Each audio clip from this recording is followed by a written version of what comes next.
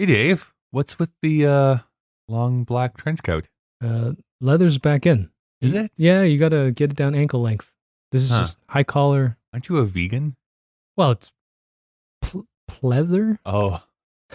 Oh, that's why. Yeah, okay. I can see that now when I look closer at it. Yeah, there's a little bit of cracking going on in the seams. Yeah. It doesn't age well, but Aren't these just the old seats of your caravan that you used to have?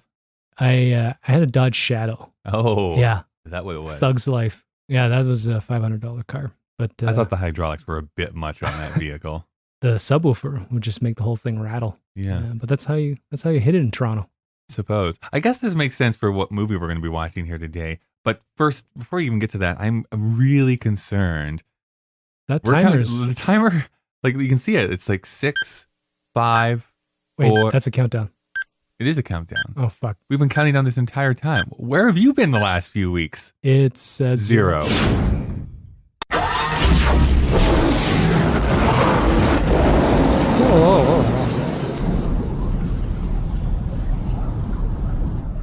Where the hell are we? What did you do? I don't know. Why are there plugs in my arms? What world is this? I think we actually are plugged in somehow. Welcome to my world, idiots. Dave, I didn't have a great feeling about this. There's something post-apocalyptic, maybe even steampunk about this moment, Kyle. I feel a It's little. like there's a green filter everywhere I look. In his own garage, Kyle has built a machine, cobbled together with parts found in his friend's church basement and a dumpster behind the local Dairy Queen. This monstrosity is now alive and evil. Kyle has convinced his friend Dave to help stop the apocalypse by reviewing films the machine picks. The ultimate purpose is still unknown, and Kyle could have probably done this himself, but he's not being dragged to hell alone. This is Kyle and Dave versus the machine.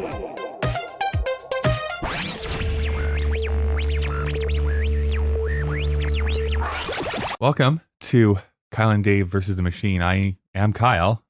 I was Dave. I am no longer sure who I am. And I'm the machine. And we usually sit down and talk about movies as an excuse to talk about anything but the movie. That's what movies are for, though. Basically. Dave, I guess when the machine has provided us with microphones here still, and I don't have anything else planned for the next hour and a bit, so I guess we might as well continue on with what we were coming here for. Where we're going to be watching this week, The Matrix. Ooh.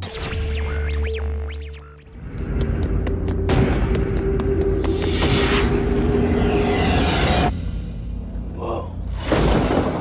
Have you ever had a dream, Neo, that you were so sure was real? What if you were unable to wake from that dream? How would you know the difference between the dream world and the real world? What is happening to me? The answer is out there, Neo. It's the question that drives us. What is your history with this movie, Dave? This is one of the greatest movies ever made. Sorry. This is one of the greatest. Why laugh? This Don't is laugh. one of the greatest movies. No, how about I say this? This movie brought me back to Keanu. Yeah, I mean, I don't think I'm talking out of turn here when I say that when I was growing up, Keanu was basically synonymous with like bad actor. Yeah, block of wood. Mm-hmm. Bill and Ted, it's Bill and Ted, but what is it? Speed? I think I was really into. Speed had come out a few years before this. He did Point one- Break. Were you into Point Break was great. So Point Break, Speed, and then I don't know what flopped in between that I lost interest in him. Yeah, there's Maybe he did a few. rom-com, or I don't know what he did. I'm sorry, Keanu. I don't know what you did to offend me. But I remember this movie came out, and I was living in Hamilton still, away from Toronto, and my friends were telling me that I had to drive back to Toronto and that we needed to watch this movie. Mm. And I told them to essentially go fuck themselves. And finally, I'll be cold and dead in my grave before I am cut in a movie starring Keanu Reeves. Kyle, you know me pretty well by now. That's literally what that's like. If there was texting and DMs, that would be enshrined. You have the proof to show it to me. So I don't remember what my friend Juan and John Chu finally said to me. Like the famous John Chu or the non-famous John Chu? John Edmund Chu. Oh, yeah, he's something. No, he's not directing dance movies. No. Although those are good dance movies. Yeah.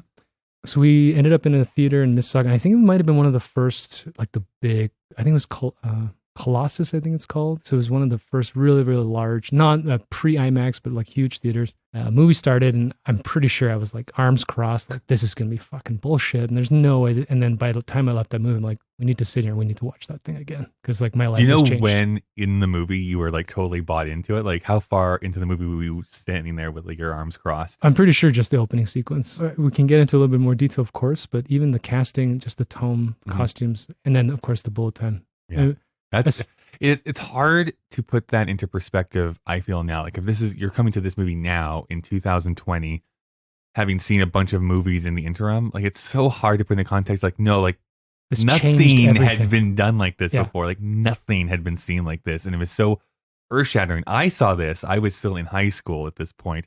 I saw this on a band trip, Ooh. playing the clarinet that you found out about me last night. We just found out that Kyle plays clarinet. Correct. It is correct. So that will be appearing on the on the side things. No, I'm I'm actually going to play not. our theme song with just my clarinet here next week. I'm just getting Kenny G vibes now.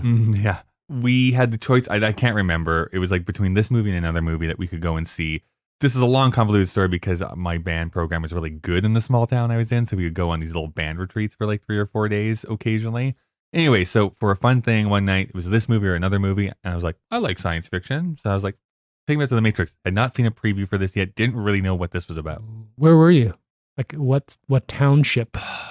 What county? I think we were in Banff. I think this Oh, was interesting. Banff. It Okay. was either Banff or Edmonton. I can't remember. Okay. They're so similar, right? Well, big. This big is so city long band. ago. I can't remember exactly where I was. Anyways, so I go there. Literally from that opening, I'm like, what is going on? Like, I had never seen anything like that before. The special effects were like so ahead of their time. I just like seen this as a theater experience with like the sound and the action and all this stuff. Is like I have no idea where this is going, and the acting performances is like I was totally bought in, kind of like you from that almost opening scene. And it's just like I don't know how to reconcile myself. Like there is very much in my life like a pre The Matrix and a post The Matrix, and how much that changed my perception of what films could be. Now, unfortunately, the sequels happen. I don't ever think that they actually really ever captured the magic that this movie Did they was able though? to give. Did But, they happen, Kyle? Well, there's The power of the another mind. one coming out this no, year. So. No, I've blocked all of it out. As much as So I'm excited to get into this with you and see maybe if it still holds up. Luckily, the machine has given us this Blu-ray copy, I guess, to watch. What is Blu-ray? How do you stream that? We just insert it into this like disc slot. Oh wait, no, this is the recycle bin. Soundbite. I feel like I'm getting dumber. I don't know. Let's figure that out. Let's go thank Double-click on it. let's go thank some sponsors, and then when we come back, we'll have figured that out, watch the movie, and then we'll talk about it. Hey everyone, Kyle here. We're still trapped in this post-apocalyptic, green-filtered hellhole of a universe, and I don't know where Dave is, but I guess I'm gonna read some ad copy.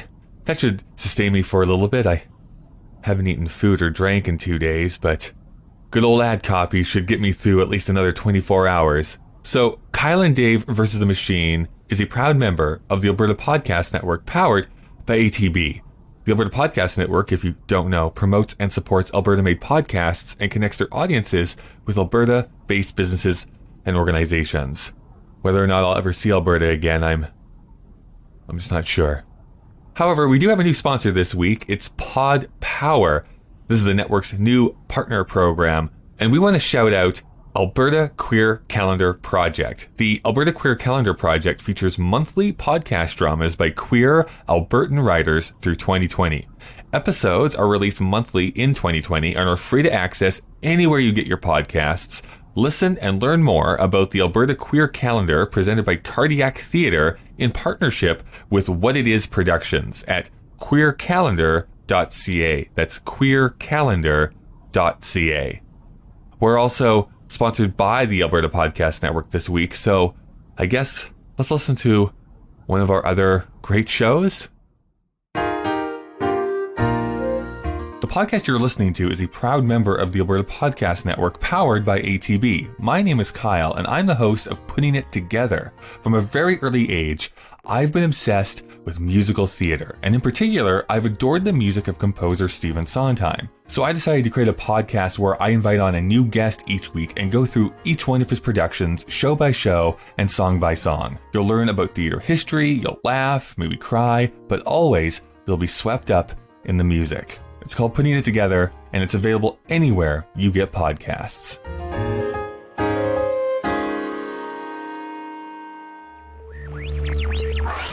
Okay. Holy shit. Not to spoil the lead, but I think it totally holds up. Okay. 5 stars. Well, okay, fine. I didn't want to get that quickly. The Matrix. Let's get through some of this information. The Matrix. Oh, actually, sorry, to keep up with the fiction here, let me push this button, get the receipt here. I guess they still print receipts in this weird netherworld that we happen to be inside of. Ooh, what was that thing? Squid. Yeah, I guess we'll just be quieter here while we talk about this. So The Matrix, it was released March 31st, 1999. The only other major release that happened that day was 10 Things I Hate About You, starring Heath Ledger, Joseph Gordon-Levitt, and Julia Stiles. You can see last week's episode if you want to get into more detail about that. Here is, I think, the fascinating thing. It is currently rated 8.7 on IMDb. It's rated 73 on Metacritic. A little low, I think. Yep. And then on Rotten Tomatoes, it's 87% by critics, but 85% by users. I honestly thought it'd be like way higher from the users. Yeah, the one thing now that we've been sort of reviewing these scores, I wonder what it means to be a user, like what that data means, because you have to be a specific type of person who's passionate enough to put your name, Sure, maybe a pseudonym, to type up an essay about why you're smarter than the Wachowski sisters, and then kind of like put that out there. But with something like The Matrix, that must be pretty strong data because there's probably thousands of votes as opposed to like an indie film. Yeah, an indie film type of thing. So I don't know. 85 is still pretty strong. Still strong. Isn't strong. that? But that is there's is that one, the highest that we've done? No, by there was public? Lock, Stock, I think it was 90 something percent, 92%, I think. But I think to your point, I bet you anything that there's less users that have rated Lock, Stock than there have been for The Matrix. Must be. It's a little bit of a different thing. It is currently available on DVD or Blu-ray. You can buy or rent it on iTunes. You can also rent it via YouTube or Google Play Movies. And currently you can stream it on Netflix in Canada. Not that we did, but that would No, be we very have this Blu-ray. convenient. It would be very convenient, though, Yeah. if you had to stream it really quickly. If you were two people who were going to do a podcast about watching movies, and then you could just go to one of their places. Netflix would be a great option for that. Yes. Please give us money, Netflix. Its budget was $63 million in 1999. That translates to a $94 million budget. Still not like astronomical. Like a $94 million movie nowadays is like laughable. It's garbage. Right? That is a direct to Netflix movie. It would be a $93 million movie. And to think that they revolutionized the way movies are shot, at least in the sci-fi action genre, with a medium big studio budget is fascinating. Now, you will actually see here how different box office works nowadays because it opened to $27 million, which is kind of low-ish. But back then, you could still rely on word of mouth to actually generate a bunch of more buzz as the weeks went on. So domestically, it would go on to get $171 million, and internationally, another $293 million, to a grand total of $464 million, which inflated for inflation, which with inflation is $695 million is what The Matrix made. So it made bank. It made so much money. And even today's standards, that's a really great return. Like an almost $700 million that you're taking in. Yes, you would be considered a hit at that point. It's too bad how corrupting that win was, that 2 more had to be made. True enough. Because even the way it should have been a Dark City and no one ever talks about it. Well, let's talk about Dark City. But, when it finishes, it's clearly written to just be done, right? I agree. So whatever that conversation happened, which is basically like, let's just make some more of this money, which is not to be a slight on the Wachowskis. Yeah, you back up a truck. It's like, hey, do you want like lots of money? And I can't fault them for. I'd be like, no, I don't use money. You capitalist pig. I have ideals. Yeah. Please send me money. Please send me money. The plot description for this movie is somewhat funny. A computer hacker learns from mysterious rebels about the true nature of his reality and his role in the war against its controllers. That's the plot description. But you know what's great? It's succinct. Yeah. It basically tells you nothing, right? Yeah. It's like pretty boilerplate for sci-fi. And so when you walk in, like you experienced, and I in a way did myself because of my willing hatred and denial. Yeah. You're not ready for it. No, not at all. Yeah. But even the posters, like going in, it's like, ooh, this is kind of a weird look. Like the leather and the glasses and the green that they were using. Like the little bits and bytes. We should Google the actual original posters. I have absolutely no idea what the actual marketing would have looked like at the time. Original. Now it's all Keanu with his trench open, I think.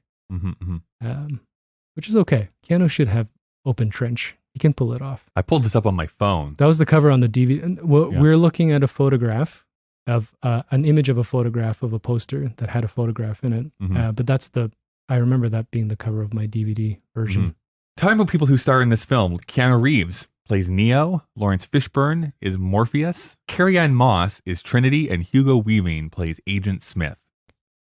What we would consider an A-list cast, now, but I don't know at the time. Not at the time. No, Keanu, yes, I would say so. Lawrence Fishburne had some cachet at that point, but the other two, I would say no, not at all. Hugo Weaving was born April 4th, 1960. His first film role was in 1981 in the drama Maybe This Time as Student Number 2. After a bunch of stints in television, his first acclaim came in the cult classic The Adventures of Priscilla, Queen of the Desert. Oh. He was also a voice in Babe and its sequel, Babe, Pig in the City. Of course, The Matrix catapulted him into the zeitgeist. He would go on to be in the Matrix sequels, as well as the Lord of the Rings films as Elrond the Elf, but also V for Vendetta, Happy Feet, Transformers, and the first Captain America film. His last film you could have seen him in was Measure for Measure, an adaptation of a Shakespeare play, throwback to last week, with our 10 Things episode, but it was set in the modern day. So up next is a film called Lone Wolf, where he plays a police minister. There is no plot description currently. I think that's enough. Police minister. Lone Wolf. Yeah. In his personal life, this is going to be interesting for you, Dave. He was diagnosed with epilepsy at 13 years old. And even though he has it under control, he had, since his late teens, he's preferred to never drive and never actually learn how to drive. So he's been with his girlfriend, Katrina Greenwood, since 1984, and they have 2 children together. Yeah, as I go through this chronic illness and I'm meeting people that are discovering at different stages of their lives. So I don't know if it's technically called juvenile, onset, whatever, but when kids are developing, it's much, much more severe. It's quite frightening because there's so many different developmental issues. But when you read the stories, and I'm aiming to meet a lot more of them in person, about the sort of lifestyle decisions they have to make, them and their family and everyone around them, it's fascinating. Carrie-Anne Moss was born August 21st, 1967. She started in television doing a bunch of guest spots, although eventually being cast on Dark Justice, where she played Tara McDonald for 15 episodes. Fun fact, she was on a TV series called Matrix for 13 episodes, and you need to look up the plot description for this TV show. I'm not going to get into it here, or else the entire podcast would be about this TV show, because it sounds like this wild premise that is basically a mashup of Touched by an Angel and Quantum Leap. Oh, cool. It is bizarre. Anyways, take a look at it. The last film she had been in before this film came out was The Secret Life of Algernon in 1997. They made a movie about that mouse? A damn mouse. After it came out, she would be in the Matrix sequels, but also Memento, Chocolat, Fido, Disturbia, and Pompeii. In recent years, she's returned to TV, being in things like Humans, Wisting, Jessica Jones, and Tell Me a Story. Up next, she'll be in The Matrix 4, which is currently filming. And as a fun fact, she is also the founder of Annapurna Living, a lifestyle brand designed to empower women through mindfulness, meditation, and devotion. Lawrence Fishburne. This is apparently my own bias. I thought Lawrence Fishburne was like so much older than the other actors in this film, and he really isn't. It's like 5 years older than his gravitas. That's what it is. When he speaks, you listen. Yeah, he's only 3 years older than Keanu Reeves. Well, Keanu Reeves also is the other way. He's ageless. He's like never ages. Yeah.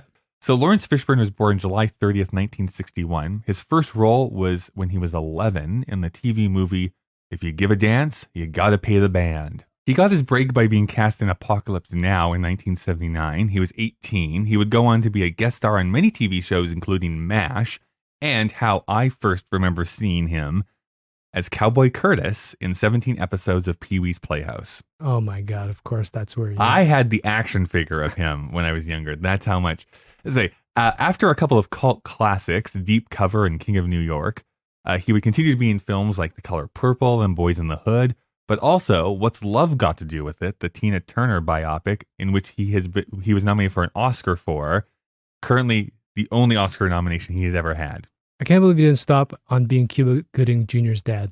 I mean, that for me was the Lawrence Fishburne moment. I mean, nothing we against had very Ike. different upbringings, Dave. Yeah, I know. Nothing against Ike, but okay, let's move on. Against Ike. In the 90s, he would be in Searching for Bobby Fischer, Bad Company, Othello, Event Horizon, and then, of course, The Matrix. This truly shot him onto the A-list because he would go on, of course, to be in the Matrix sequels, but also Mystic River, Kiss Kiss Bang Bang, and a few of the Mission Impossible films, as well as Predators. Eventually, he would become a cast member on CSI in the later seasons of that show. He would appear on 61 episodes. Oh, did he take over for? I stopped watching. I didn't. So whoever the main, I forget awesome how guy. I forget how which way it goes, but whoever the first person was, the main guy on awesome CSI, guy. Yeah. I think he was replaced by Ted Danson and then replaced by Lawrence Fishburne, or he was replaced by Lawrence Fishburne and then Ted Danson replaced him. I can't remember which way that went. Must have been that way because I would remember Ted Danson coming back into the TV sphere because we were watching CSI at that time. So yeah, maybe Lawrence Fishburne was on CSI. That's fascinating. Yeah. In recent years, he's appeared in Ant-Man and the Wasp, John Wick Chapter 3, and all 64 episodes of Blackish.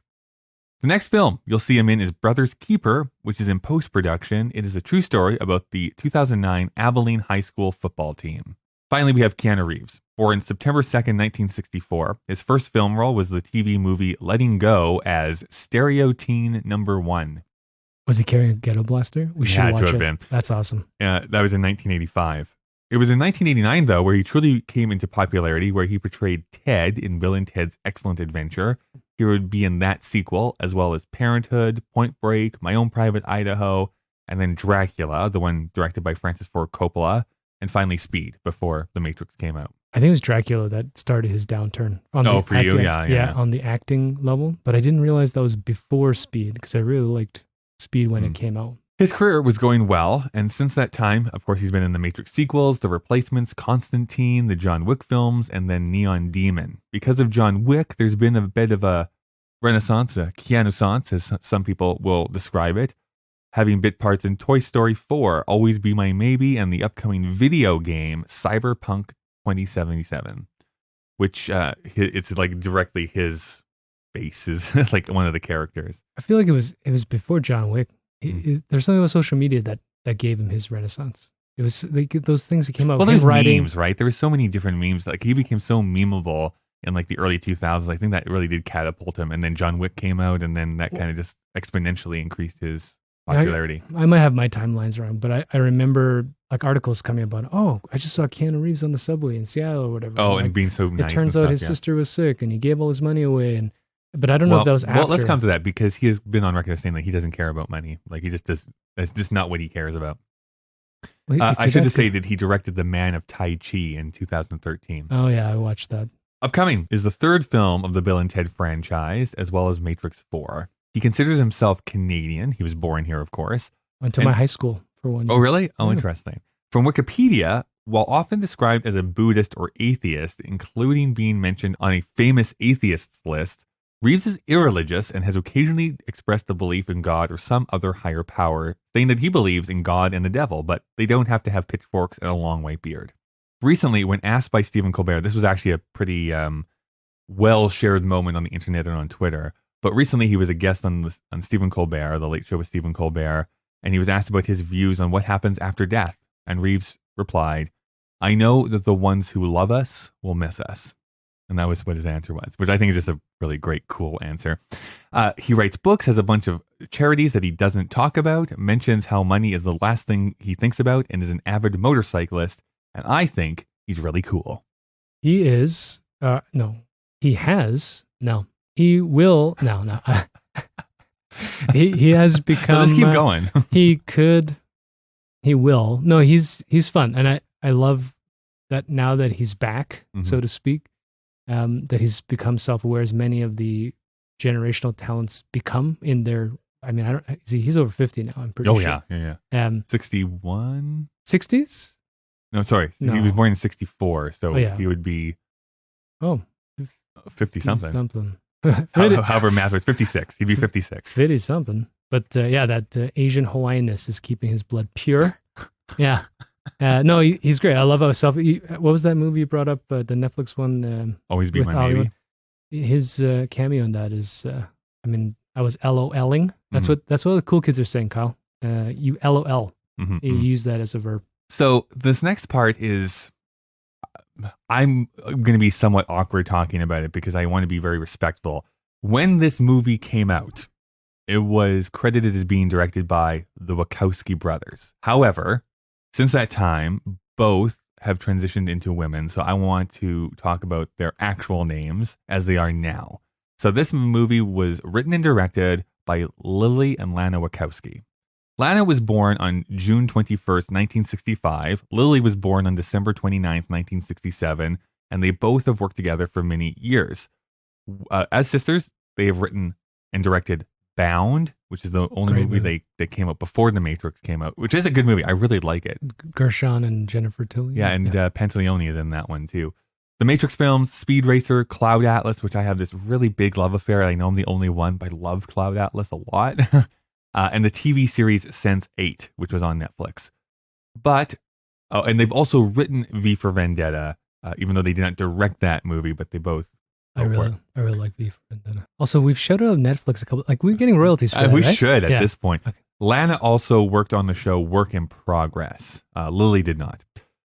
Now, so since Sense8, that is when their careers kind of splintered away from each other. I don't think there's any animosity between the two of them, at least none that I have read about or heard about. It's just that they've decided to pursue other things since that show ended. So that is why Lily has gone on to go and write for Work in Progress, and Lana has decided to go and write and direct Matrix 4. Like, those are two separate projects that they're both working on. Oh, it's not the two of them working on the Correct. movie. Okay. Yeah. Now, this is me editorializing a little bit. I'll just say that. But I think that their interest in philosophy, them being in the LGBT community, and their commitment to swing for the fences is just so refreshing to watch. Even in their biggest failure, in my opinion, which is Jupiter Ascending, boy, do I respect them trying to make that movie become a thing. Because there's no other director and writing team out there that would even try, I think, and attempt something like that. Yeah, I think that's one of the things that connect. I mean, other than the visual and visceral experience of watching The Matrix, the story and what they're doing there. For anybody that wants to delve past people kicking each other in the butt and wearing leather pants, the spiritual and philosophical aspects, particularly in the first one, the next two, which are stricken from the record in my mind, are a mess because maybe they're trying too hard. And maybe that's a thing. I feel like probably studio intervention had a lot to do with that too. But for me too, and not to get too psychoanalyzy with this type of thing, but as two trans women making these films about, hey, let's actually reveal the truth behind how reality works, and even using different avatars and becoming your best self. I think there's a lot of carryover between their personal journeys and what The Matrix was able to be as an expression before the ultimate end of what that journey was. Absolutely. Yeah, the tension of true self is such a spiritual, paradigm. And particularly, when it comes to either any kind of closeted behavior, be it in the LGBTQ, sphere or otherwise, whether you're a sensitive person who just wants to be able to hug people. Anytime we have this sense that we are not able to act or be out in public as we feel on the inside, The Matrix is definitely a movie that wants to punch that. It wants to punch you in the face with that and just be like, hey, you're not who you think you are. Let's rip off the Band-Aid here. What did you love about this movie, Dave? Everything. Sorry. Ask me the question again. What did you love about this movie, Dave? Everything. I guess what I mean by that is it was surprising to me how well it held up. Not just that the visual effects are reasonably acceptable for the most part. I mean, not to jump the gun here, my own minor criticism really at this point is that you can kind of see, particularly towards the end, some of the special effects are showing their age a little bit. There's still some really amazing stuff that holds up. Incredible. Mostly because a lot of it was practical effects still at this time, with a little bit of CGI thrown into there. But yeah, some of the CGI is ooh, yeah, I can tell that that's CGI. I think too the themes are sort of universal, right? We talked about just now the coming out and just kind of being brave enough and being in a position where you're going to search a little bit deeper and dig a little deeper into this shedding of cultural and social norms, which I think still plays really well in any sphere, again, even outside of transition or whatever, but even the basic corporate to entrepreneurial or creative, any of that stuff.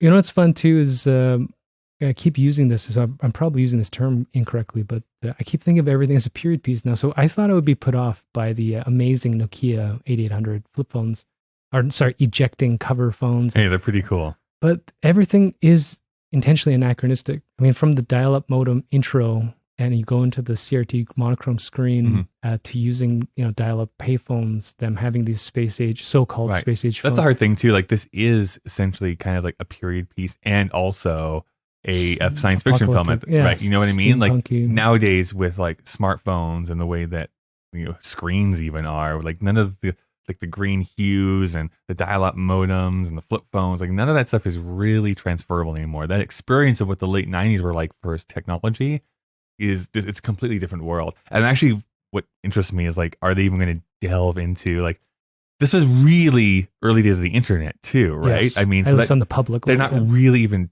talking about that really. And I'm curious to know, like, how does the internet now going to affect how Matrix 4 is actually presented? Are they even going to delve into that even topic? Well, I'm not even convinced that I'm not even sure that I'm going to go watch Matrix 4 for this reason. I mean, that I've stricken the second and third one. Sure. I don't know if I've stressed it enough, but I refuse to acknowledge that they were made. But even, so you brought up a great point. Like, the internet it's been around for a long time in its sub-existence, but on a public and accessible level, we're still using dial-up modems. Kids, there were these things called dial-up modems where you plug phone jacks. There were things called phone jacks and phone cables.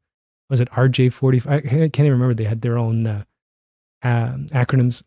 And the download speeds were hilarious, right? 9.8 kilobytes per second, 14.4 was a big thing, and 28. So this is around that era. I dated a dial-up modem. They play on both. The idea that you could download a human being and brain information with a gross, plug into your brain. Mm-hmm. But also every time they're going to the Matrix, it's a rotary phone, and you're not sure how they've even passed through that barrier. That one big scene where they're going in to see the Oracle, and all of a sudden they're standing in the room. It's like this old school. At that time, everybody has at least a button phone. Cellular phones are fairly average and normal at that point. And you have this old rotary telephone sitting in the middle of the room on a pedestal. So it's built so well, whether by intent or just it's held up for its own nuances. I loved it. Well, so just to go back in time here, this is by the Pew Research Company, and it won't go back to 1999. It can only go back to 2000. But in the year 2000, only 52% of adults use the internet.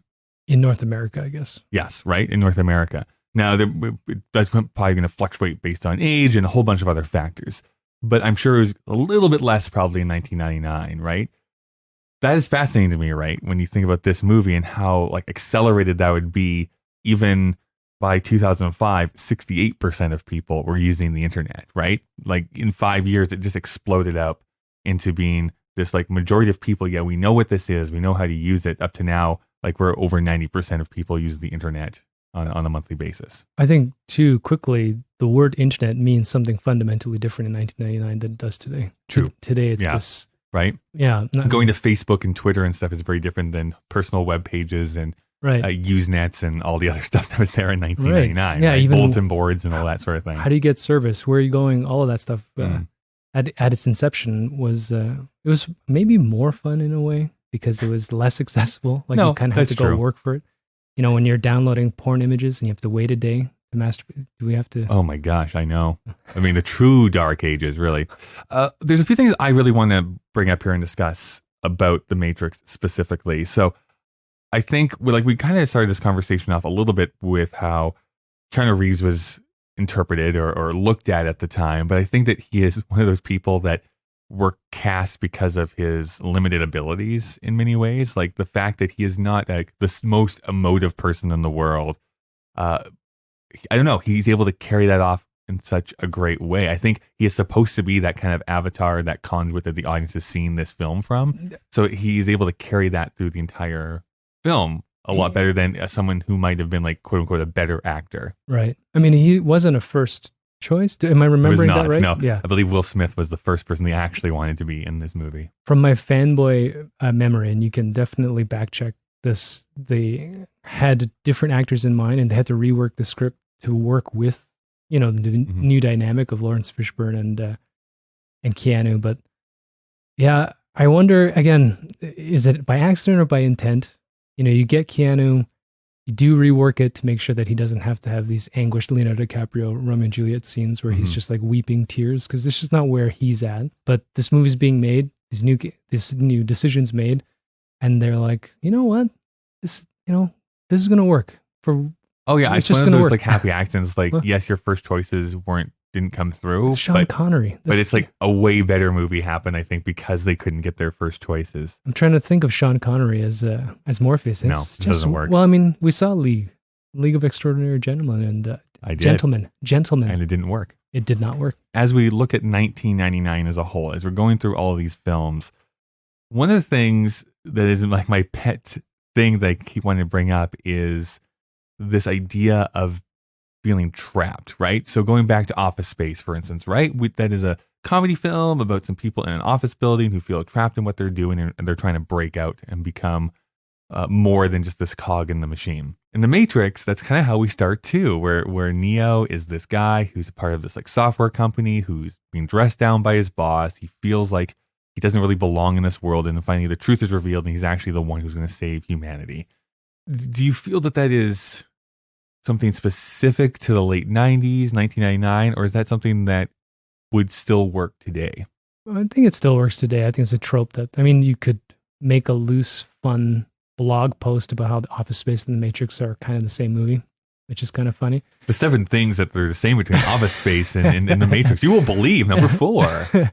But I think that this is definitely a universal theme post-industrial sort of revolution. The moment where the idea of a successful society is that human beings need to be cogs in a machine. I mean, that's explicitly defined around the early 19th or late mid-19th century. And in this film, it's like literally are becoming cogs in a machine, right? Like they're farming the babies and putting them in as being like the human batteries and stuff like that. So it's like literally becoming a cog in a machine. And we talked about too, I think it was in Office Space, how, there's this, at least in retrospect, it feels like there's this glory decade in the 80s, like post-war, all this stuff's happening. There's this land of excess in North America. And then the 90s become this sort of fun period, but there's growing dissatisfaction. I think that is what is starting to bubble up in the late 90s, is that the 90s were great economically in North America. In North America, by and large, economy was going great. People had like hope and communism is falling. Yeah, like everything was going. Everything was coming up roses at that point.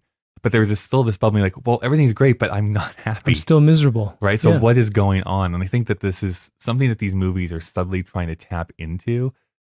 And I know I keep harping on this, but it's because I think that so many movies in this period are using the person in an office as being that conduit that we're going into. The visual metaphor. Which I guess I just can't remember that being used as much nowadays. There's still the concept of like, I'm made for more and stuff like that, but it's not necessarily like this office job is destroying me. It's more that everything in my life is destroying me. And maybe I do have this job here. It's a subtle difference I know I'm trying to make here. But it's not that it's the job that's killing them. It's life is killing them nowadays. Rather than in the 90s, it's like, no, it's the job that is the problem. I'm just trying to think of anything I've watched recently. Like we just rewatched Wanted.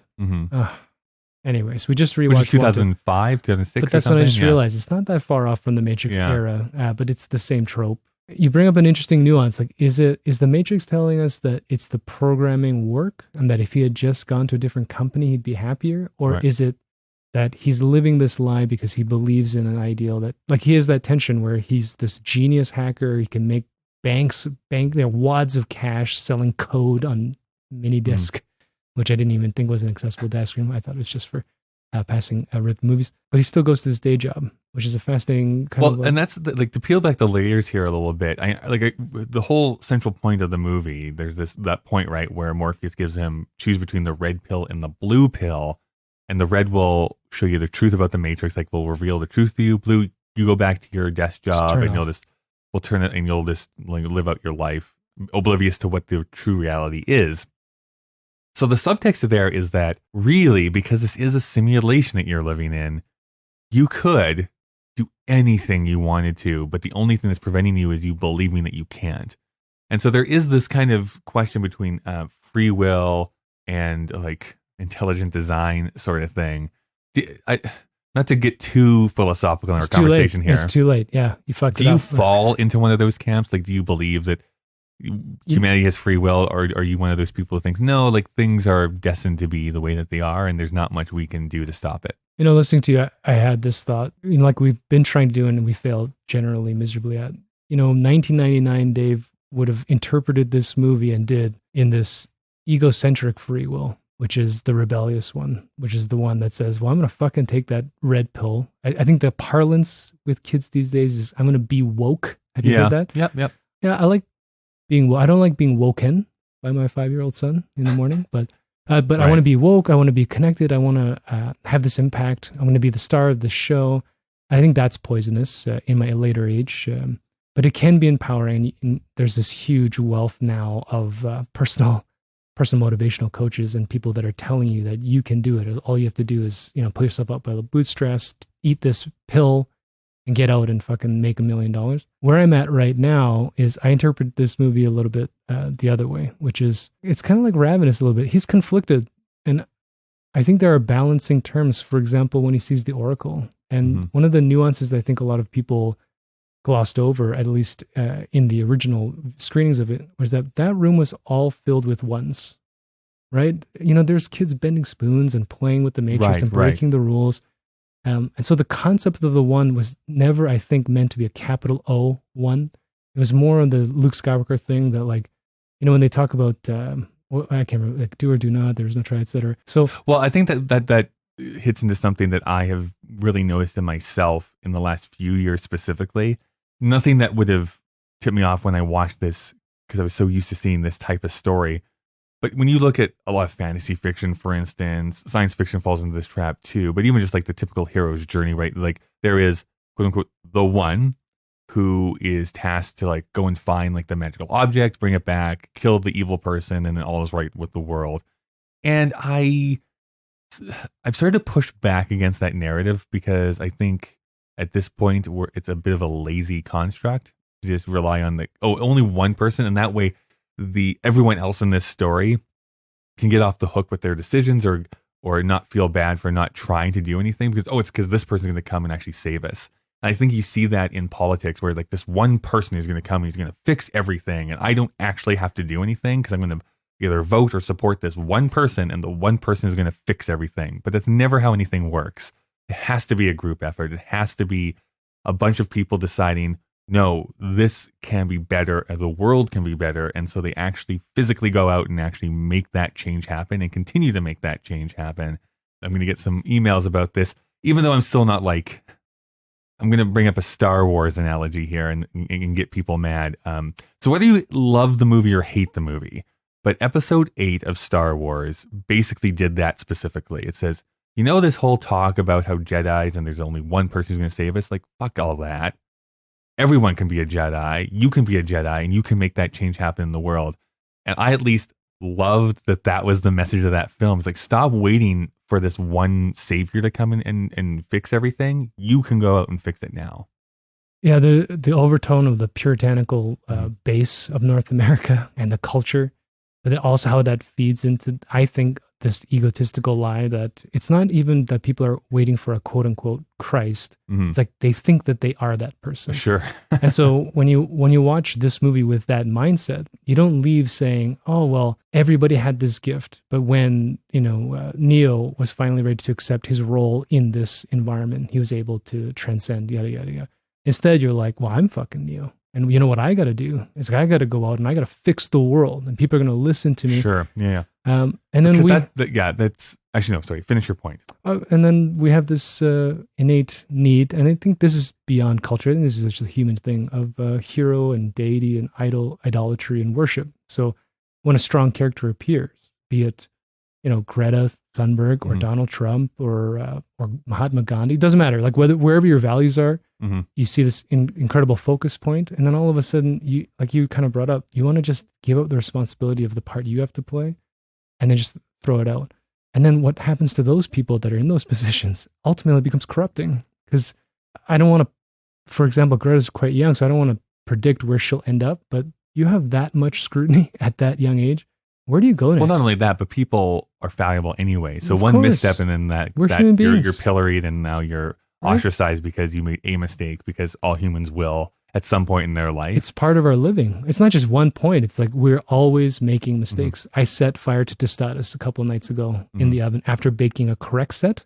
Yeah. I had lit a bunch on fire. Is it because I'm terrible at cooking? Is it no? It's Well- like I'm just shit, Kyle. No, I mean, I guess what I actually appreciate about this movie is that Neil constantly is bringing in the rest of the group, right? Yes. Yes, he is again the one, and he helps save people, but he is always using his resources. He's always using the other people around him to build that team up, instead of it just being like, no, I'm going to take this sword and go with it and push everyone away. That was my favorite part in the movie when he decides that he's going to sacrifice his life for Morpheus. And then you can tell the Wachowskis are like, well, this woman's going to be like, fuck you. Like the idea of you going by yourself is so stupid. Yeah. I mean, the two of us is also equally kind of hilarious Yeah, anyways. yeah. But at the very least, there's this female character, and the casting's so great because Carrie-Anne Moss is not, a bikini model. She's a beautiful woman, but she's like, she looks like she'll punch you in the face as well. She looks like she could kill me. Yes. And that scene, she's so intense, and she's like, yeah, I can't and my really- favorite scene, the construct when they're the getting hallway the guns. scene, right? Oh, As you yeah. go in and they're flipping around and the slow motion is happening. And I mean, as a teenager, 16-year-old boy watching that, I was just like, this is amazing. And I'm Your somehow turned on a little bit. And Brains melting, man. Like that's a face melting, brain melting scene. You brought up while we're watching, you whispered to me about one of your favorite scenes being when they're stuck in the crawl space between the walls. yeah, because there's a lot of negative space happening. Beautiful. You've just seen that pillar Single of light, panning shot. right? It looks like a comic book almost, but like a beautiful comic book as they're coming down And that then- shaft. And then I immediately remembered how that influenced like Old Boy and how Mhm. we're so shocked about that beautiful hallway scene as well. The presumably one take fight scene. I will say too, like I actually even mentioned this too, the framing in this entire movie is so Incredible. on point and the editing is so great. It's so Um, clean. I mean, I think there's a reason that even this film would go on and win 4 Academy Awards, right? Despite for the best bias. for the 2 sound categories, for best special effects, and something else. Now that I'm blanking on it, but it won a lot of the technical awards, and it's absolutely 100% deserved. The way that everything is cut together, the way that everything is framed. There's this great moment where they're saying yes and no back to each other, and that's where they're cutting the film to those responses to keep that thing flowing. It's so different going back to like 8mm or something. Oh, It's man. like, we've seen you flipping through these card catalogs for like 35 seconds. We don't need to keep watching you flip through these card Or catalogs. even like Nick, just a bag on Schumacher a little bit, but like it felt like a 70-minute montage of Nicolas Cage entering the so-called final arena, and it's like he turns a corner, and you're like, oh, he's still walking, and turns another corner, oh, he's still walking. There's another alleyway. It's like, oh fuck, he just entered the garage door. Like I Just don't get care to the anymore. garage door. Just go and do something. But the Matrix, I mean, even the little nuances are still fresh. With the Morpheus glasses and the 2 pills and the 2 sort of pieces of fate. Right. So the 2 pills Incredible. are specifically what I want to bring up, right? So in a moment, I'm going to ask you what pill you would have probably taken then versus now. The But I morning think- after, no, that's not Yeah, no. What I think needs to be addressed, and I don't want to gloss over it, is the fact that how this film, made by 2 trans women, has been very much co-opted by the men's rights activists, who oftentimes will call themselves red pillars, because they are the ones who have thrown off this mask of Chosen a society, path. and we're chosen like the truth and stuff like that. Now, I will say, like the entire concept of like men's rights, I have to be careful here. What they proclaim they advocate and what they advocate sometimes in practice are sometimes 2 very different things. I am on board a lot with what they normally say. I think there should be more conversations about like men's suicide, for instance, and the way that men are portrayed in media and that sort of thing. Domestic violence against men, circumcision, education, the conscription, social safety nets, like family policy and family law. Like, hey, I'm right there with you. But very often, especially when they get onto like Reddit and other communities, this devolves much more into a let's hate on women, especially let's hate on trans women. That sort of kind of messaging sort of thing. But I do want to have that as a point that the Matrix has inspired that to a degree where people always say that using the red pill to like speak truth when a lot of times they're just using that to cloud on their own like hate speech. Yeah, I know you've been wanting to bring up as well the sort of presumed social impact of a movie like this had on the violence that's happening in America, et cetera. But listening to you describe that, it makes me think about what you asked me before. Do I believe in free will, or let's call it fatalism, nihilism, cynicism? So many isms. There's a lot of good isms out there. That's what they tell me. Yeah. I think what's interesting about bringing up, for example, I'm going to do like very fierce air quotes, but men's rights or men's it's. I mean, that's a fucking blurry line. You know, what's men's advocacy versus male chauvinism? Like all of it's kind of very weird. So the two things, like you take any theme, it doesn't even have to be the Matrix, that they appropriate red pill, blue pill is just because I think of the power and lasting, awesomeness of a film. But people are just looking for excuses to either face or live in denial of whatever they're fearing. And that's going to be a very nuanced and individual thing, but people also like to be in groups and have this bias about, well, if I have this internet forum and I have 50 followers, that means that we're all right. And now we're I mean, I think where it really comes into play, especially in this year, 2020, there is a U.S. presidential election coming on. We just had an election last year in Canada. Oh, good. We're going to talk politics. I think it is a true statement to say that as the wealth of the Western world has increasingly gone to like that top 1 or 2% of people, like it gets into obscene amounts of like how much the super rich have versus everyone has. Yeah, incomprehensible. So you're seeing like this squeezing of the poorest and even the middle class, like falling out. Like 40 years ago, yes, I could graduate university, put a down payment on a house, raise a family, all this stuff that my parents were able to do, that me, even if I was paid the same as they were being paid back then, wouldn't have a hope in hell. There's just no way that we could possibly do that. And so why I bring that up specifically is that this whole idea of like how society is supposed to work has completely disintegrated in the last 15 years specifically. And I feel like a lot of people are starting to feel lied to. And that's why there's these pushes to be like, oh, like I'm actually going to speak the truth, because all this stuff is also interrelated. And yes, you, okay, boomer, had this great life because you were able to use all these things in the way that they were supposed to work. And me as a younger person are not able to have the same lifestyle because of a bunch of other interrelated factors. I'm going to counterpoint that. And Sure. I think just in personal reflection over the last couple of years of me changing my life spiritually, and I wonder if the correlation of the last 15 years that you brought up actually has less to do with anything significantly changing about the society we live in, and more about, be it social media or wokeness, whatever, our personal, and again, I'm overusing the word ego, but egotistical expectations are getting out of whack. We're starting to believe as individuals that we are entitled to a mansion, and that if I'm not driving a BMW, that I fucking failed my life. Whereas boomers weren't like that, actually. Boomers were grinders. A lot of them, where they come from is a place that we can't comprehend, particularly war generation folks, even in the States, whether you were still part of, let's call it the entitled white something. I mean, they lived through the Depression to get to the war. They fought through a war, grinding out, watching their kids die, and watching the birth of communism, blah, blah. And then even in the 50s in America, it's not like everybody suddenly got this like wallet of cash and like you can do whatever you want. Like people had to live. It's why boomers have specific social nuances. They have fridges that are filled to the brim, and they have bunker mentality, and they have a lot of their own psychological sort of identities, right? If you look at the course of macro-wise of humanity has always existed in this like 0.0001% riches and then serfs. Mm-hmm. And we actually, I think, are actually plugging more into this Matrix-esque lie that we're supposed to be something more than we are all the time. And we have this American marketing gimmick that's actually true. And while there's spiritual growth and, you as an entrepreneur, you are growing, I don't think that that's because you're entitled to it as an individual. I think it's more just, this is what life is. You put in work, you've got values, you've put in focus for Media Lab, for podcasting, for Apple Tech, right? Mm-hmm. For wearing glasses, whatever it is, right? Specific types of this, that, and the other thing.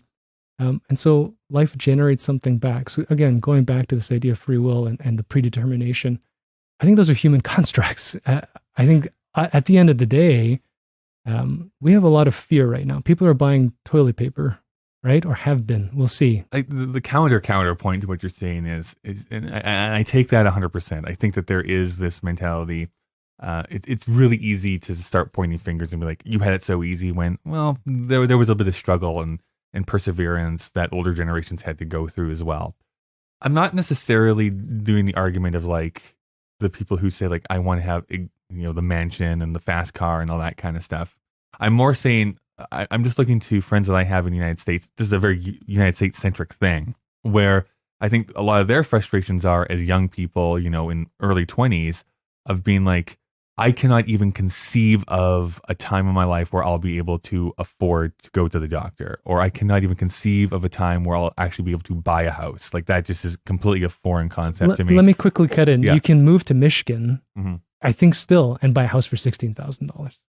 I mean, the U.S. is a very skewed place. Yes. I mean, healthcare for sure is and there's sort of like monetization of every industry is in itself a dark corruption that deserves its own conversation.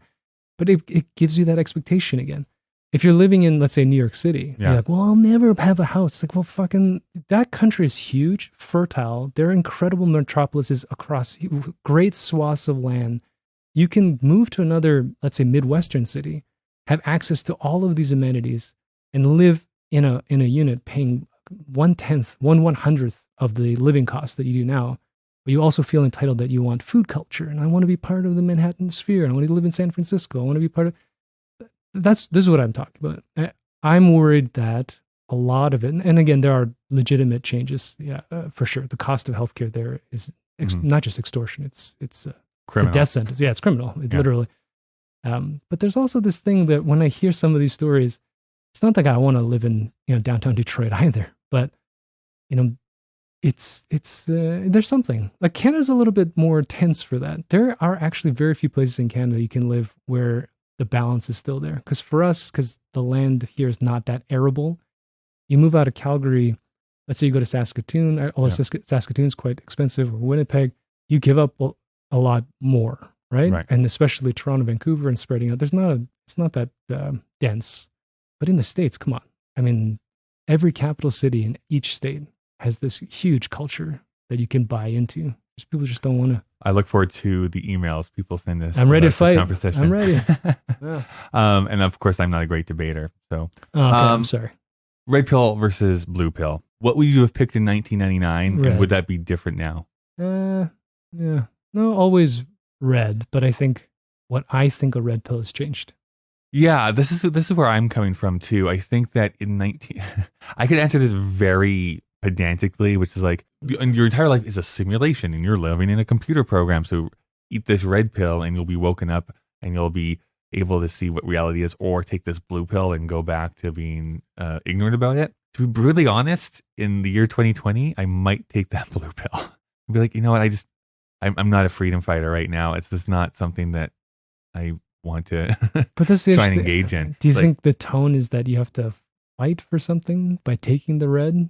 I mean, in the fiction of the film, yes. Of course. Right. Yeah, because it's visual. Right. And it's set in a steampunky. Post-apocalyptic steampunky world. So it's hard to say. When I was 16, absolutely, red pill all the way. I was like, of course I take the red pill. I want to know the truth. And nowadays it's like, I don't know, if my niece and nephew are complete constructs, I'm fine with that construct and I can live with it. Well, yeah. I mean, that's an extension of like, you take this red pill and maybe you'll find out that, you're not even a human being, which actually is very possible. After this conversation, I'm sure of it. Yeah. I wonder if I would look at it as, if at a very loose level, the red pill is awareness and a willingness to grow. Mm-hmm. And the blue pill is stagnancy and this defeat of just, like you're always going to be unhappy. So just lie down, and just take it. Then I think you have to change the red. But if the red is, I think that's the other sub point I had is like, if I was going to look at it just in that narrow sense, but if I look at it in a more broader sense of like, do you look at the red pill as being open your eyes to see what your true possibility could be and then pursue that? Yeah, of course. I would want to see all that information. It reminds me, I use this quote a lot, so I apologize, but there's this episode of Buffy the Vampire Slayer. I'm pretty sure it's season 3.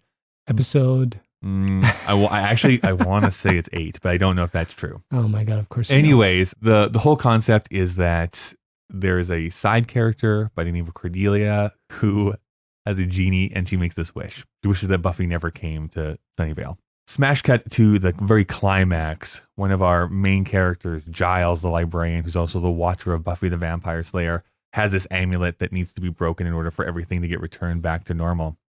Of course, he is in this side universe, right? He doesn't know about quote unquote the reality. And the genie says to him, it's like, whoa, wait, stop. It's like, how do you know that other reality is going to be better than this one? And he takes this moment and he's like, because it has to be. And then he smashes it onto the amulet and everything kind of goes back to quote unquote normal.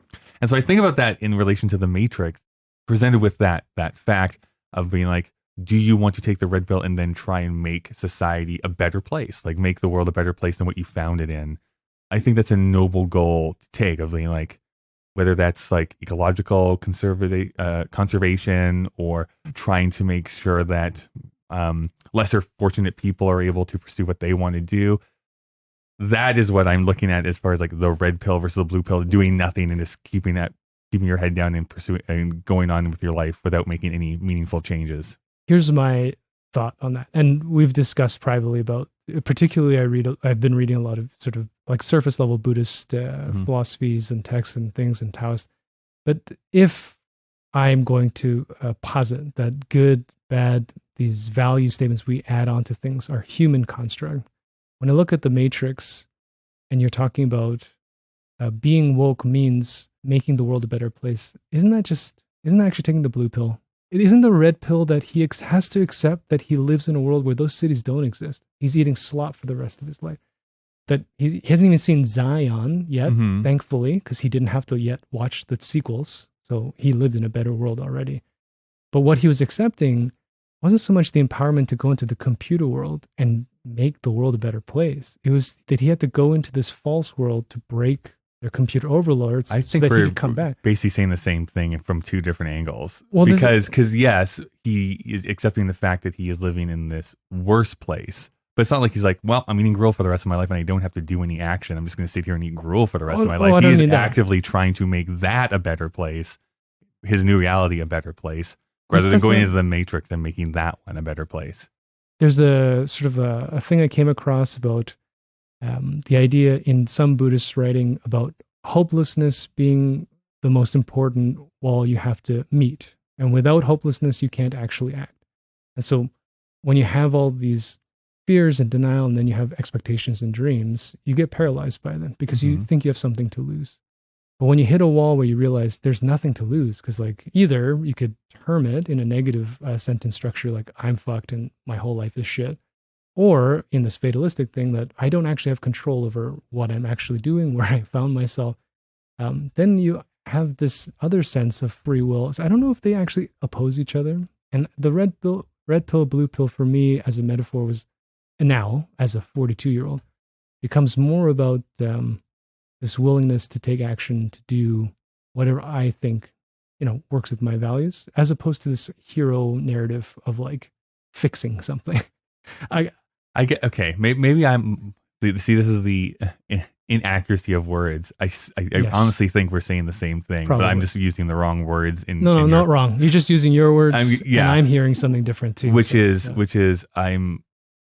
if I'm just looking at myself, I'm not necessarily focused on like some preconceived, like I need to hit these certain goals at this certain point in my life. It's like, I like doing these things. How do I continue doing these things? Because I enjoy doing them. And that's what my joy is. So I'm just going to keep finding ways to do them. And if other people want to come along for the ride, cool.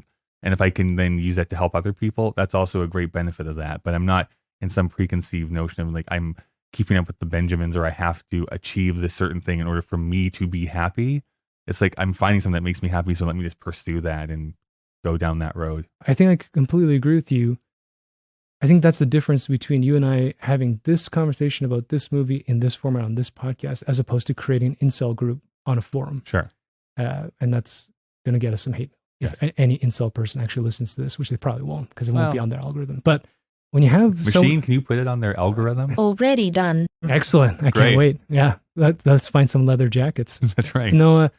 If you have a measured approach, whether it be it by upbringing or by your life experiences or by where you're at that moment, this empowerment becomes something like you're talking about, which is something more intuitive, whether we use the word joy or love or fun or whatever it is. And it's not so much that you can have a paying career eating things by just having fun always. I'm learning that you can't, at least not immediately. But if you chase and do those things that give you wealth in life, then you'll be woke in action, as opposed to, like, I've unsubscribed from news feeds because I don't want to be that woke. I don't think I'm taking a blue pill because it comes to me anyways. Like you're talking about bringing up the men's lib. I think that was a soft argument. I think you're trying to imply a harder one, that there are people that have quite violent and very phobic intentions that would take a movie like this and use it as an empowerment to harm other people. Correct. And to be cruel, or to be at least selfish enough that they think everybody else needs to suffer for their goals.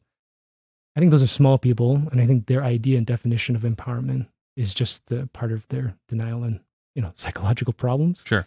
And it's very limited because, like you just said, this movie grossed 600 and something million. It's not like everybody watched it became a terrorist. No, and I don't want to make it sound like that's what my argument was. I think no, there's I don't think you're saying that, but a subset, and this happens with so much fiction, is that oftentimes the stuff that has like the most positive themes inside of it is often used in very negative ways, or weirdly, when it comes to people like Orson Scott Card, who is also like a raging homophobe and transphobe and stuff like that. But you wrote this beautiful book about acceptance and anyway, so that's a whole other topic that we don't need to get into here. We're done here. She said that we have to wrap this up. We've only been talking for an hour and 20 minutes. We'll probably need a part 2 because we haven't talked about the movie at all. Do we ever talk about the movie? I guess to just put a fine button on, I'm very sorry, machine, but just to put a very fine button on. I took my red pill, machine. I'm on to you. I'm going to steal your hat. Do you think this movie is still culturally relevant? Yes. Why? I think for the fact that we can have this discussion. And an interesting thing that you're bringing up, or we are, I suppose, in this conversation is, well, you get what you get, or you see what you want to see, etc. So when we have seen this film and we have this discussion, we're looking for something, I think, that's very similar, which is why we can sit in a room looking at each other and not want to cartwheel in slow motion and shoot each other in the face. Right. It's a very weird room. They'll have tentacles, I find, that are coming closer to us. Pretty gross. Yeah. Yeah, I do want to leave. We'll figure that out here in a moment. Yeah, I don't know. But the core of it, like many of the films that we like, is something that's more at its base human, which is spiritual, which is this question that all of us worry about, which is, I think, some kind of summary is, what am I doing here? Why can't I feel great all the time? And is this all there is to life? And like sane and more full people have very strong sort of, I believe, narratives around that they can just push through stuff and more acceptance and tolerance and kind of whatever. And then people that get smaller, like I definitely used to become very embittered in that. But that's why movies like this, whether you still agree that maybe Neo should have been a woman, and why are there more black people doing this, and whatever the criticism might be from a specific perspective, the core of this movie is this very base question about you brought up, one, what am I doing, and two, if you were able to and somebody offered you a way out, would you be strong enough to take it? And look at what it takes to do the work. It's not like Neo took the pill and just became this, he didn't become Iron Man. Like the Oracle's like, it's his life or your life. You're not it. You like right now, you're not the one. You're going to have to kill yourself. Well, not really, but you're going to have to make the decision to give your own life to save another. Think about the impact. That's a timeless idea. Yeah. One of the things that we didn't really even get into is like how much like Christian imagery is like all over this movie. And as a very non-religious person, what I always still appreciate, there's this one core tenet of, you're of service to humanity. Like that is really what a big Christian message is I guess God is like the overseer and he's the one who's really going to judge everyone at the end of the day. But at the end of it, like what are you supposed to do? Help your neighbors, be a kind person. Like that is all those tenets that are written over that. And I think that that's infused throughout this text as well. Well, bringing in this idea of how you see it, I actually see it the opposite way. I see this as a storytelling vehicle of not an anti-Christian, but of a broader spiritual sort of experience. Because the fundamental idea of even the term Christ is that it's just this one, it's happened, it's been ordained that he was the coming of God, etc., etc. I mean, he walks into a room where everybody can bend spoons. Already the Christian sort of narrative is broken for me. Mm-hmm. And it becomes more of a Star Wars idea. Like Sure. Luke Skywalker is not the only Jedi, right? He's a Jedi who becomes the, fundamental hero of this one story. People in America and fanboys worship him like a Christ, which comes to all this virulent fucking criticism of everything that happens outside of that one little microcosm of the universe. But I feel like The Matrix is even better because they're kind of showing you, whether you see it or not, like Trinity and Morpheus can dodge bullets essentially at some point, maybe not dodging them, right? But they're doing cartwheels and slowing down time and doing all this bullet time shit as well. It's not like he's the only one who has any power in this universe. That he has fundamentally more. For me, I read that more just now. No, I thought it was, I'd forgotten about that scene where he actually, fed the entire army with like one fish and one loaf of bread. And in Matrix 2, he comes That was a cool, emerging. like, original They changed the concept that the actor. Wachowskis thought of. Yeah. What would you rate this movie? 5. Sorry, what was the question again? Let me think about it. I would give it a solid 5. Yes, I am right there with you. I think this movie definitely holds up. I recently watched it just a few years ago anyway, so this is something that is very high on my list. So this is the second movie, by the way, Dave, that we have both given a perfect 5 to. So do you think this movie deserves to be above or below Office Space? I think at some point we'll have to discuss the concept behind comparative measures here and what these stars actually mean. But I was surprised watching Office Space how it still holds up for me right now, and that might also be nostalgia. It's a tough one, Kyle.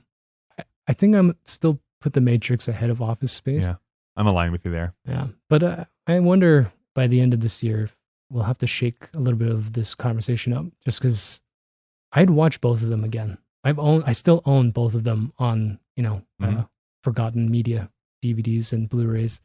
Well, see, I'm gonna plant the flag right here. I think it's gonna be, knowing some of the films that could be coming up, Matrix is going to be very high up there no matter what. It might remain our number one for the rest of this season. Quickly, do you know if it ranks, like, for example, I mean, AFI is kind of a weird thing, but is it on lists of top 50, top 100? It doesn't make Usually not, no. Yeah, that's too bad, because as much as I like to agree with many of the options of the seminal. Well, this is one of those movies, though, too. Like, we mentioned this in Office Space, right? Office Space is never going to be nominated for, like, any best of awards, but it's something that still is watched today, is still talked about, is still memed about. The Matrix is exactly the same way. Still talked about, still watched, still debated about. We spent an hour and a half talking about it. So, I mean, it came up in a movie Helen and I watched that was produced, like, released this year. It was interesting the other night when we were speaking about 10 Things I Hate About You. It was not last night. No, it's certainly not last night. That was a whole week ago. When we were leaving your room and not the studio. And I happened to come across a young lady by your home who was This looking. is going south very quickly. I was looking for a stapler. Yeah. I made an Office Space joke, and she got it. And it's the same kind of thing. Like that, I had to judge visually. I don't think this woman. She's probably 15 years younger than me, right? Mhm. And it's immediately remembered. I mean, those are fascinating things when movies can transcend. Yeah, that's themselves. great. Yeah. So entering our list at number 1 is The Matrix. If you want to see our entire list of movies that we've watched and how we have ranked them so far, you can go to our Letterboxd. That's letterboxd.com/KDVSTM, which also happens to be our handle on everywhere else. So that's on Twitter, on Instagram. And if you want to email us at kyleanddavevsthemachine@gmail.com to tell us why we're wrong or what you agree with, you can definitely do that as well. Let me just push this button here. Want to hear some trivia? Yes. Legendary Hong Kong stunt coordinator Wu Ping Wan initially refused to work on the film. Even after receiving the script, which he liked, he hoped that by asking for an exorbitant fee, it would turn off the Wachowskis. It didn't. So he next formulated what he considered an impossible request. He said that he'd agree only if he had complete control of the fights and that he trained the actors for 4 months before they shot. and the Wachowskis complied with his request. So this is one of those things where you try and I don't really want this. I don't necessarily want to go and work for the next few months. So I'm just going to ask for this really high number. And then you have to be oh, okay, well, I'm going to do it now if you are going to give me this money to do it. That's probably why it's $63 million for its budget. They probably pay 15 to him to come and do all this stuff. It's amazing. I hear two sort of narratives. One, the entrepreneurial thing, you hear this a lot. You got to ask for the thing that you don't think you can get to find your work. But I'm suddenly thinking, I know it's the Wachowski sisters now second sort of big movie project, but how humble are they that they are willing to just know that this is what it needs to be? Yeah. Because there are lots of other stunt coordinators, there's lots of martial arts people that would drop. Right. But might he have is done the this for free. best, so let's get the best. Yeah, like the Jet Li Renaissance and Jackie Chan Renaissance that happened. They're we need real action, not shaky cam. Peter Paul Greengrass. That's right. Mother. Yeah, we need to see what we're doing. Did that get violent? Sorry. So all the scenes that take place within the Matrix have a green tint, as if watching them through a computer monitor, while scenes in the real world have a blue tint. Blue is also used at a minimum in the Matrix scenes, since the directors thought blue was more of a real world color. The fight scene between Morpheus and Neo, which is neither in the real world nor in the Matrix, is tinted yellow. To prepare for the scene in which Neo wakes up in a pod, Keanu Reeves lost 15 pounds and shaved his whole body to give Neo an emaciated look.